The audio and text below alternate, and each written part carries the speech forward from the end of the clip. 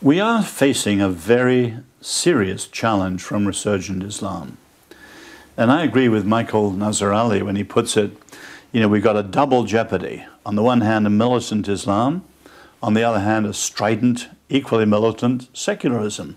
Richard Dawkins, Christopher Hitchens, and so on. But I would add to Michael by saying that really there's a triple jeopardy. The real problem is neither of those two things. It's us. Now, here's a place where if we were who we are called to be, we wouldn't fear either Islam or secularism.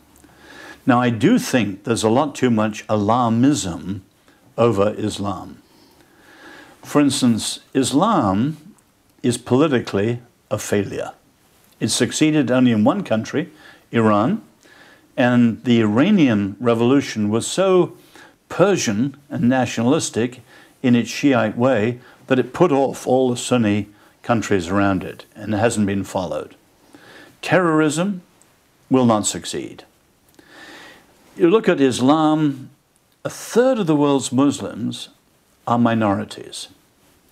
And you can see in countries where they are minorities that they are largely adapting well to the modern world and the modern West. Now, of course, we've got to teach them. Americans used to teach their immigrants what it was to be American, and civic education is lost. Europe has no tradition, has no melting pot, no First Amendment, so it's got a very poor tradition. And so, say, the Dutch and the English trumpeted multiculturalism, encouraged people to set up their own communities, and they bred the enclaves that bred the bombers, and that was disastrous. So you've got to teach people. I mean, the Dutch, they gave out videos to introduce people to Dutch life that include pictures of topless bathing on the Dutch beaches. That was not exactly the way to introduce them to the principles of Dutch life for Muslims. And so we're doing it very, very badly. But personally, I have no fear of Islam in the long run. If we are who we're supposed to be, supremely as Christians, but also as Democrats in the Western world, and we introduce people, this is how we do it in Western democracies.